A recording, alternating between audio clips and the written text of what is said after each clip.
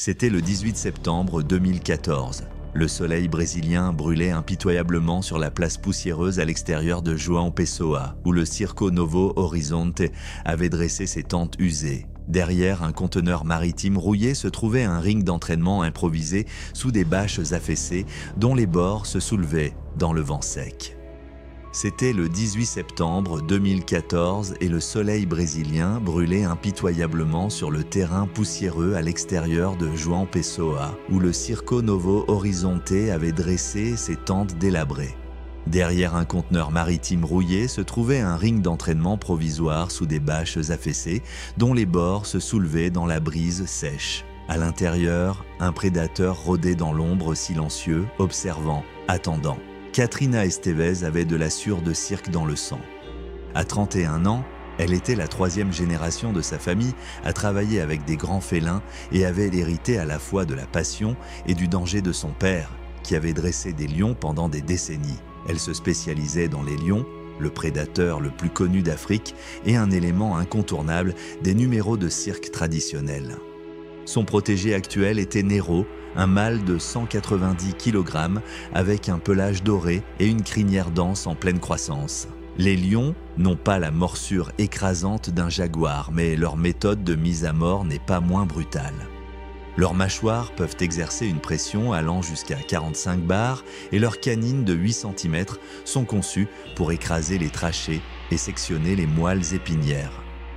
Contrairement aux solitaires, les lions sont des chasseurs embusqués qui comptent sur une vitesse explosive, une force écrasante et une précision mortelle pour abattre des proies souvent bien plus grandes qu'eux, même en captivité.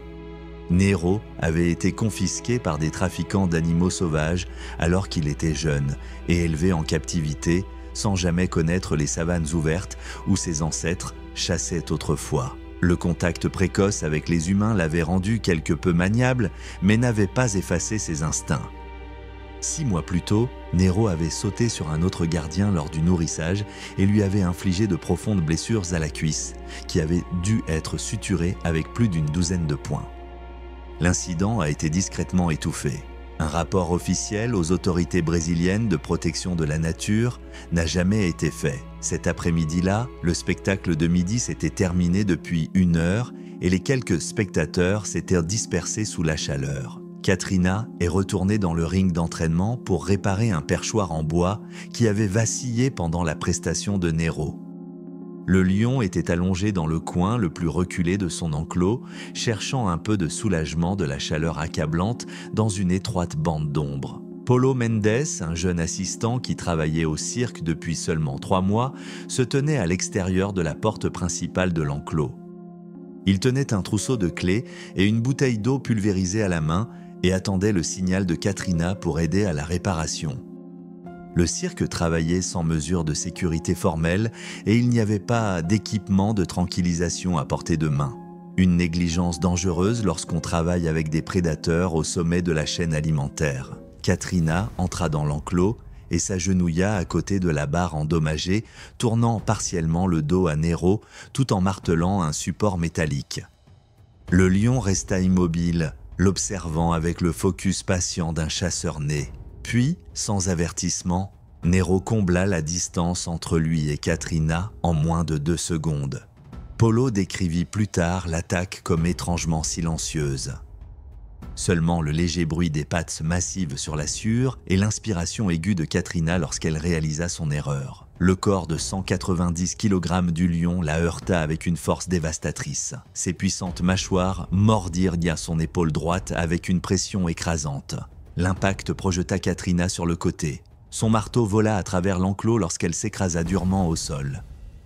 Les lions tuent par asphyxie ou par des blessures à la moelle épinière. Les mâchoires de Nero, conçues pour écraser les trachées et les vertèbres, déchiraient les muscles et les tendons, tandis qu'il repositionnait sa morsure et cherchait le cou de Katrina. Paulo criait et s'acharnait désespérément sur la porte de l'enclos, mais le verrou métallique déformé était coincé et ne s'ouvrait qu'à moitié. À l'intérieur de l'arène, Katrina luttait désespérément pour repousser le lion, mais le corps massif de Nero la plaquait au sol couvert de sueur. Les mâchoires du fauve trouvèrent leur cible et se refermèrent sur le cou de Katrina.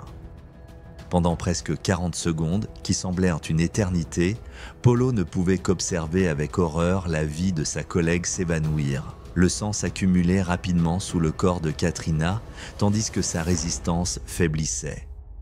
Nero restait accroupi sur sa victime, grognant de temps en temps, tandis que ses instincts de prédateur prenaient le contrôle total. Les puissantes mâchoires du lion travaillaient systématiquement, déchirant les muscles et les tissus le long de la colonne vertébrale et des épaules de Katrina. Lorsque finalement 2 gardiens expérimentés arrivèrent avec des barilles métalliques et un pied de biche, Katrina ne bougeait déjà plus.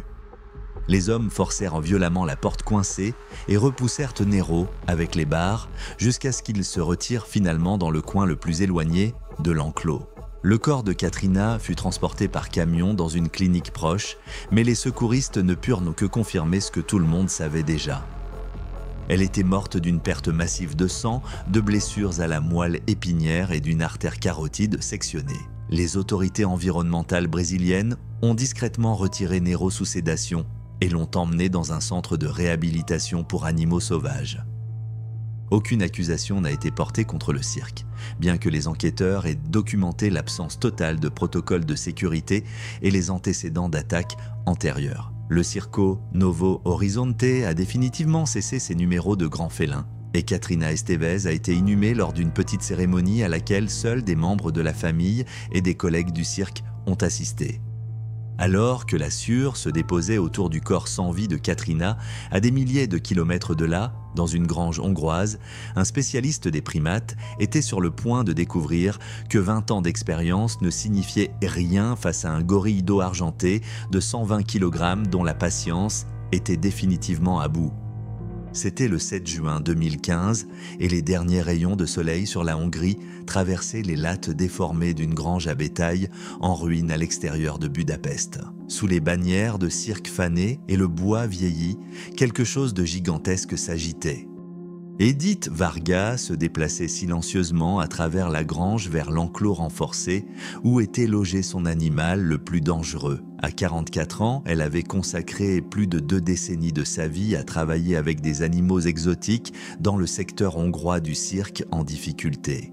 Sa spécialité était les primates et elle s'était forgé une réputation pour son approche patiente et méthodique de l'entraînement même des animaux les plus difficiles. Au cours des 8 dernières années, Edith s'était principalement concentrée sur Carto, un gorille des plaines de l'Ouest, acquis par des moyens douteux à la frontière roumaine.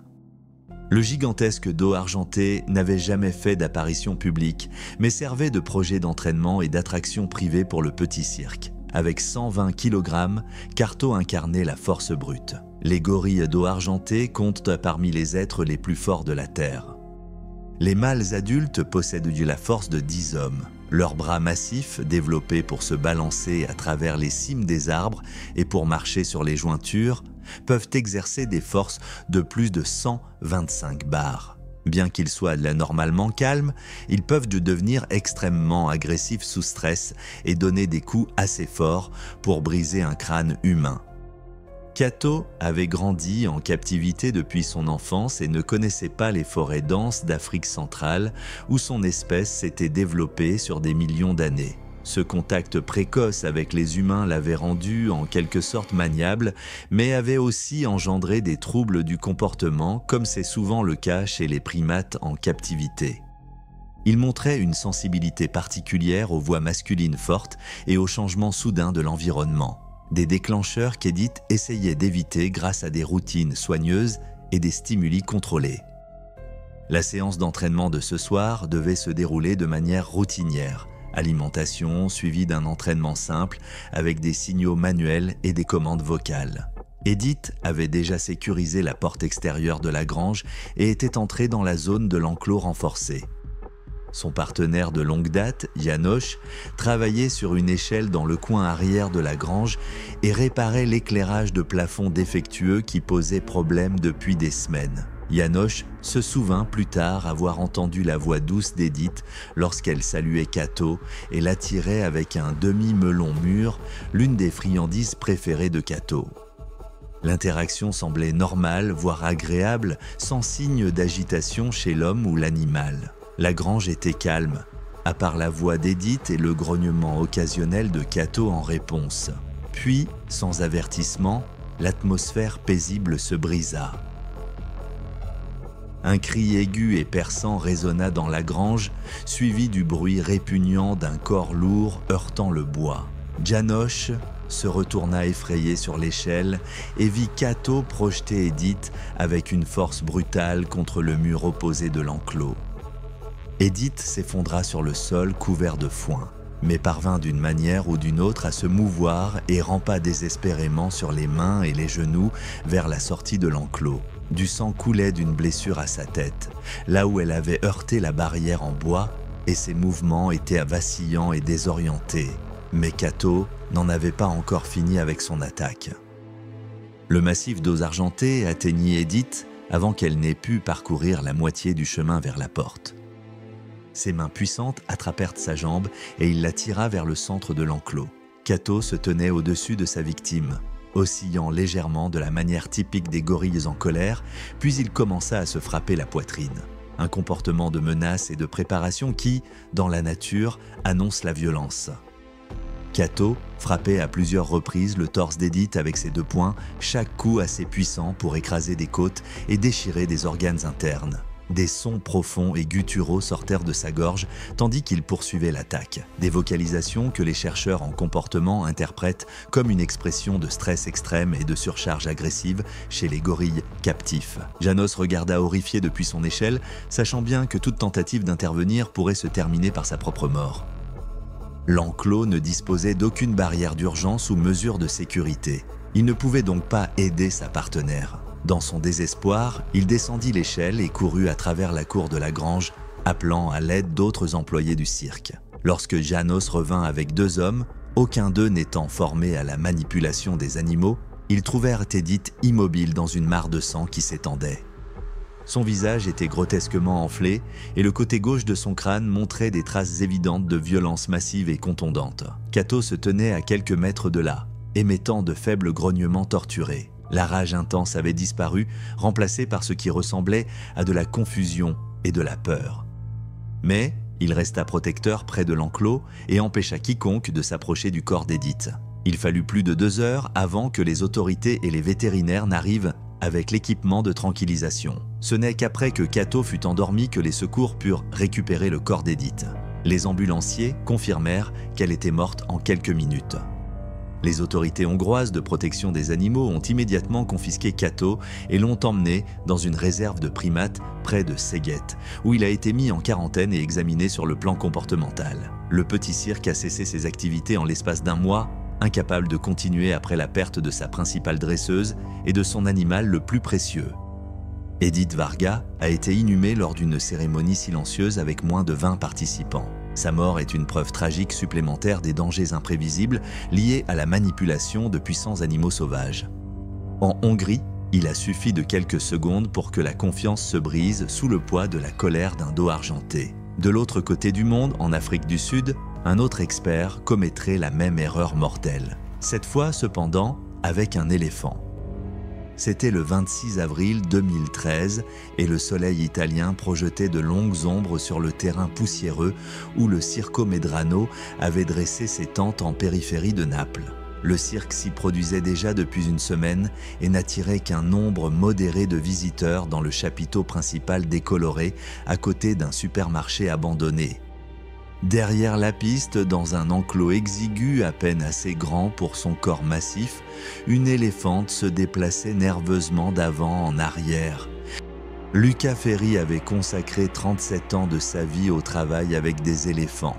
À 58 ans, le dresseur d'animaux au visage buriné de Benevento s'était fait un nom respecté dans le monde du cirque italien pour sa méthode et sa profonde compréhension de ces animaux majestueux. Sa relation avec Mara, une éléphante asiatique de 6 tonnes, remontait à près de 2 décennies. Elle avait été saisie par des trafiquants illégaux alors qu'elle était un veau et avait été entièrement élevée en captivité, sans jamais connaître les forêts sauvages où son espèce vivait depuis des millénaires. Ce que Luca n'avait peut-être jamais complètement compris, c'était l'immense force de l'animal avec lequel il travaillait quotidiennement. Les éléphants asiatiques pèsent jusqu'à 5000 kg et peuvent attaquer à une vitesse allant jusqu'à 40 km/h. Leur trompe contient plus de 40 000 muscles et peut soulever 350 kg, tandis que leurs pieds exercent une pression de 5,2 bars, plus que suffisant pour écraser des os. Encore plus crucial est le fait que les éléphants mènent des vies émotionnelles complexes et peuvent ressentir de la frustration, de la dépression et de la colère, surtout lorsqu'ils sont enfermés pendant de longues périodes dans des enclos inappropriés. Ce matin-là, Mara avait refusé son petit déjeuner et montrait des signes évidents d'agitation qui auraient dû être reconnus comme un avertissement clair. Elle avait de nouveau trompeté pendant la nuit, un son que les gardiens expérimentés interprètent comme un signe d'excitation. Ses oreilles battaient constamment et elle se balançait sans cesse d'un côté à l'autre. Des comportements typiques chez les éléphants captifs sous stress psychologique. Même la représentation de la veille au soir s'était mal passée. Mara avait refusé plusieurs de ses tours habituels et ne réagissait de plus en plus aux commandes de Lucas. Malgré ces signes d'avertissement, Lucas est entré seul dans l'enclos. En dépit des consignes de sécurité établies, qui exigeaient qu'au moins 2 soigneurs soient présents lors d'un contact direct avec les éléphants. Son intention était de les apaiser par un contact familier et de rétablir la confiance qui semblait commencer à s'effriter entre eux. Les autres employés du cirque étaient occupés à préparer l'équipement pour les spectacles du week-end, sans se douter que leur collègue était sur le point de commettre sa dernière erreur. David Romani, un jeune soigneur qui travaillait sous la direction de Luca depuis 3 ans, ajustait les rampes de chargement des remorques pour animaux lorsqu'il entendit le tumulte. Dans l'enclos, Luca s'approchait de Mara avec la confiance née de décennies d'expérience. Il lui parlait calmement en italien.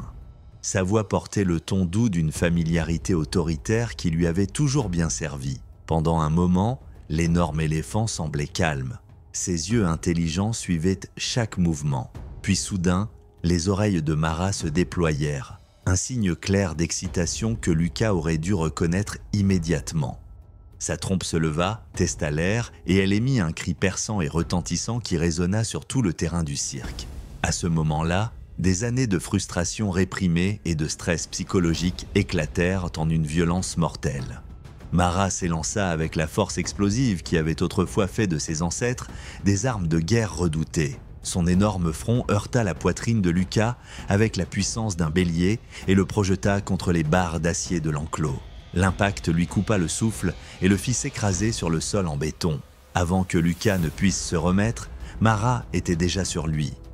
Sa trompe, capable de précision fine ou de violence destructrice, s'enroula autour de son torse et le souleva sans effort dans les airs.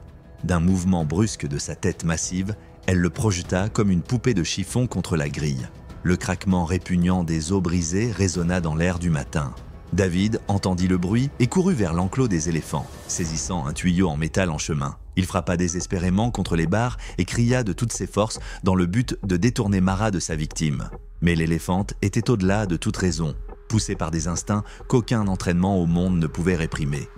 Mara se tenait au-dessus du corps brisé de Luca et laissa tout son poids s'abattre sur lui. Son pied massif, conçu pour porter plusieurs tonnes à travers le sol mou de la jungle, écrasa sa cage thoracique. Lorsque d'autres employés du cirque arrivèrent, Luca Ferry ne pouvait plus être sauvé. Son corps gisait immobile sous les pieds de l'éléphant. Du sang s'accumulait autour de sa tête, là où elle avait heurté le béton. Appelés par les employés, les secouristes arrivèrent en quelques minutes, mais ne purent que confirmer ce que tout le monde savait déjà. Luca était mort de multiples blessures graves. Son corps n'avait pas résisté à la force brute d'un éléphant en colère. Les funérailles de Luca ont eu lieu 3 jours plus tard à Bénévent, en présence de sa famille, d'anciens collègues du cirque et d'observateurs de la protection des animaux qui sont restés en respect silencieux. Son cercueil était orné d'une seule figurine d'éléphant sculpté. Mara a été immédiatement sédatée et retirée du cirque. Contrairement à de nombreux cas similaires, son abattage n'a pas été demandé. Les chercheurs en comportement animal qui ont enquêté sur l'incident ont constaté que son comportement, bien que tragique, était totalement prévisible dans ces conditions. Elle a été transférée dans un établissement zoologique où elle pouvait être correctement prise en charge. Le Circo Medrano reprit ses spectacles la semaine suivante en silence, mais les numéros d'éléphants furent définitivement supprimés, tandis que la poussière retombait sur le dernier sursaut de colère d'un éléphant sur une place napolitaine. À des milliers de kilomètres de là, un lion attendait silencieusement un homme qui faisait plus confiance au sédatif qu'à son instinct. C'était le 23 novembre 2016 et le soleil sud-africain était bas sur le mont sec près de Rustenburg. Sur le sol poussiéreux, un petit cirque itinérant avait installé son campement provisoire. La zone se composait de guerres plus qu'une clairière, bordée de caravanes délabrées, d'enclos de fortune en fil de fer et d'équipements endommagés qui avaient connu de meilleures décennies. Simon Duplessis faisait partie d'une espèce rare dans le secteur du divertissement sud-africain, un vétérinaire agréé spécialisé dans le comportement et la physiologie des grands félins. À 38 ans, il s'était forgé une réputation de professionnalisme calme et de compréhension profonde des besoins psychologiques complexes des prédateurs captifs. Les cirques régionaux le consultaient régulièrement sur les protocoles de sédation, les plans d'alimentation et les signaux comportementaux subtils qui pouvaient indiquer un stress dangereux chez les animaux. Sa mission actuelle concernait Bantou, un lion mâle de 7 ans avec des antécédents documentés d'agressions imprévisibles. Le prédateur de 190 kg avait été acquis en tant que jeune et entièrement élevé en captivité. Les problèmes de comportement de Bantou étaient de bien connus. Un jour, dans un accès de rage, il avait détruit un abreuvoir en acier et tordu le lourd métal avec ses griffes et ses dents nues. Les lions africains comptent parmi les machines à tuer les plus efficaces de la nature. Les mâles atteignent un poids allant jusqu'à 250 kg et possèdent de la force de 10 hommes. Leurs puissantes mâchoires peuvent générer une pression de morsure de plus de 45 bars et leurs griffes acérées, comme des rasoirs, peuvent atteindre jusqu'à 8 cm de long. Il est particulièrement remarquable que les lions aient été développés comme des chasseurs à l'affût, tuant souvent des proies plus grandes qu'eux-mêmes par des attaques précises sur la gorge et la colonne vertébrale. Ces techniques restent mortellement efficaces, même chez les animaux nés en captivité. Ce matin-là, Bantou avait été légèrement sédaté pour le préparer à un transport vers une autre ville où le cirque devait se produire pendant une semaine. Le protocole standard prévoyait d'administrer juste assez de sédatifs pour garder le lion calme pendant le transport, sans compromettre la respiration dans l'espace confiné d'une remorque de transport. Simon avait personnellement supervisé la sédation et calculé la dose en fonction du poids et du niveau de stress de Bantou. Tard dans l'après-midi, Simon est revenu pour nettoyer et remplir à nouveau les abreuvoirs en supposant que le sédatif était encore efficace. Cependant, les animaux métabolisent les médicaments à des vitesses différentes et des facteurs comme le stress, la température et l'alimentation peuvent accélérer la dégradation. Croyant que Bantou était encore sous sédation, Simon entra dans l'enclos mortellement seul, sans soutien ni deuxième soigneur. Themba Mokoena, le gardien du cirque, vit Simon s'approcher de l'enclos des lions avec un seau et un tuyau et dit calmement qu'il avait besoin de seulement 2 minutes pour terminer. Bantou était allongé dans la partie ombragée de son enclos, les yeux à moitié fermés dans une apparente léthargie médicamenteuse. L'enclos était une construction provisoire en treillis métallique avec des poteaux en acier et du fil barbelé, suffisant pour la contention, mais sans mesure d'urgence. Simon ouvrit la porte et entra d'un pas assuré. Pendant quelques secondes, rien ne se passa. Seul le bruissement du vent dans l'herbe sèche et le bourdonnement lointain d'une clôture électrique défectueuse étaient audibles. Puis soudain, un grondement profond retentit depuis le coin ombragé où Bantou était couché. Le bruit se propagea dans l'air et fit lever les yeux de Themba, alarmé. L'attaque s'est produite avec la vitesse explosive pour laquelle les lions en Afrique sont redoutés. Bantou jaillit de sa position de repos et franchit les 6 mètres jusqu'à Simon en moins de 3 secondes. Son corps massif heurta le vétérinaire de plein fouet à la poitrine et tous deux tombèrent au sol. Simon luttait désespérément pour sa vie, essayant de protéger son visage et frappant avec les jambes contre le museau de Bantou. Les mâchoires de Bantou se refermèrent avec une force briseuse d'os autour du bras supérieur de Simon et le lion commença le mouvement de tête caractéristique qui arrache la chair des os. Themba courut vers le hangar à outils, cria à l'aide et chercha frénétiquement quelque chose qui pourrait servir d'arme. Lorsque Temba revint avec un long bâton en bois, la situation était déjà désespérée. Les puissantes mâchoires de Bantu s'étaient maintenant refermées à la base du cou de Simon. D'un coup sec de sa tête massive, Bantu porta la morsure fatale. Le corps du vétérinaire s'affaissa. Sa colonne cervicale était probablement brisée. Bantu traîna sa victime sur quelques mètres sur le sol poussiéreux, puis se tapit protecteur à côté de la silhouette immobile. D'autres employés du cirque arrivèrent finalement avec un fusil tranquillisant, mais il fallut presque 10 minutes pour qu'un tir précis puisse être effectué, rendant le lion inconscient sans prendre de risques supplémentaires. Une aide fut immédiatement appelée. Simon Duplessis fut déclaré mort sur les lieux par les secouristes. Trop tard pour pouvoir encore aider. Le rapport du médecin légiste a cité comme principale cause de décès un traumatisme de la colonne cervicale, un larynx écrasé et une asphyxie. Des indices ont suggéré que Simon avait vécu les premiers instants de l'attaque en pleine conscience et donc toute l'horreur de sa situation avant de succomber à ses blessures. Bantu a été transféré dans un centre de réhabilitation pour animaux sauvages, mais son sort final n'a pas été communiqué au public. Le petit cirque a suspendu ses activités pour une durée indéterminée. Les funérailles de Simon ont eu lieu 3 jours plus tard dans une chapelle silencieuse à Johannesburg. Elles ont été suivies par sa famille, des collègues de la médecine vétérinaire et plusieurs soigneurs avec lesquels il avait travaillé. Les médias n'étaient pas autorisés et ses cendres ont été dispersées plus tard lors d'une cérémonie privée près du parc national Kruger où il avait étudié les lions en tant qu'étudiant. Seulement 16 mois après que l'erreur de jugement de Simon ait laissé un lion déchirer l'acier et les os, dans une ruelle derrière un centre commercial en Malaisie, un autre incident s'est produit, cette fois avec un chimpanzé. C'était le 3 mars 2018 et la chaleur tropicale de Penang pesait lourdement sur les toits rouillés derrière le centre commercial Lotus, où une enceinte de cirque se trouvait négligée derrière des bâches et des clôtures sous le soleil. Juste derrière les conteneurs à ordures du food court, un jeune homme était sur le point d'entrer dans une cage avec un animal mortel. Ong Lin travaillait au cirque depuis seulement 5 mois. Un homme silencieux de 27 ans d'Ipoh, qui était entré dans le soin des animaux par des contacts familiaux, non par passion ou expertise. Son cousin travaillait occasionnellement comme gardien des perroquets colorés du cirque. Et lorsqu'un poste de soigneur animalier s'est libéré, Ong l'a accepté à contre-cœur, bien qu'il n'ait aucune expérience pertinente. Son diplôme en tourisme ne lui avait pas procuré d'emploi stable, si bien qu'il lui restait peu d'alternatives sur le marché du travail compétitif de la Malaisie. Le cirque avait confié à Ong la garde de 2 jeunes chimpanzés, nouveaux arrivants d'un fournisseur non spécifié, dont l'origine suscitait des questions parmi les soigneurs expérimentés. Le plus jeune des 2 animaux, un mâle nommé Bakar, montrait un comportement de plus en plus agressif depuis le dernier changement de lieu. Les symptômes comprenaient des cris fréquents, une résistance violente contre les soigneurs et un comportement défensif pendant l'alimentation.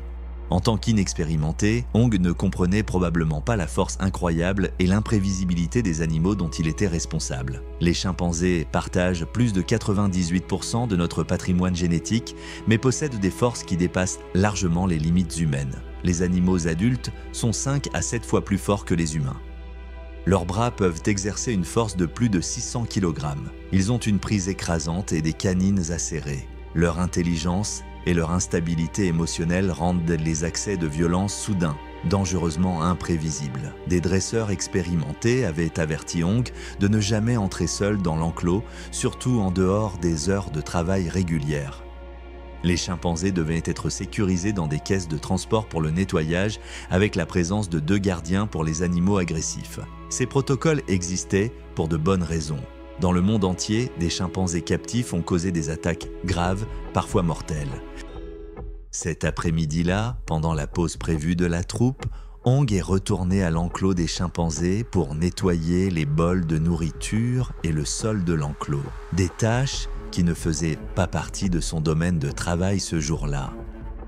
Il n'a pas demandé de soutien et n'a pas non plus suivi les mesures de sécurité. Les chimpanzés n'avaient pas été amenés dans leurs cages individuelles et la porte à mailles du parc était partiellement ouverte. La zone derrière le centre commercial était relativement calme.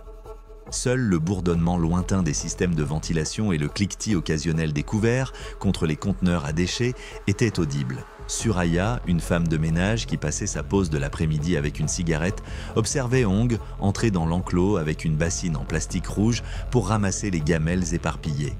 Au début, tout semblait routinier. Un chimpanzé était assis calmement à l'ombre, tandis qu'Ong s'agenouillait de l'autre côté de l'enclos et ramassait systématiquement les bols en métal. Cependant, Bakar marchait nerveusement le long de la clôture, un comportement erratique et dominant, indiquant une agressivité croissante. Dans un enclos aussi exigu, cela aurait dû déclencher une évacuation immédiate. Puis, inévitablement, Bakar explosa dans une action violente. Le primate de 60 kg se précipita en avant et frappa Ong avec une force dévastatrice, le projetant sur le sol en béton de l'enclos. Ong tomba durement, leva instinctivement une main pour se protéger, mais Bakar était déjà sur lui. L'attaque du chimpanzé correspondait à des schémas observés à l'état sauvage. Violence rapide et écrasante. Bakar était un tigre sauvage visant à éliminer les menaces rapidement et définitivement. Bakar criait à plusieurs reprises tout en frappant Ong à la tête avec ses 2 poings puissants. Suraya décrivit plus tard le bruit horrible des coups comme semblable à celui d'un tissu mouillé frappant l'asphalte. Elle criait et agitait les bras frénétiquement, espérant distraire l'animal en colère, mais la fureur de Bakar ne faisait que commencer. Lorsque les cris de Suraya attirèrent finalement des livreurs à proximité, Ong gisait immobile dans une mare de sang qui s'étendait.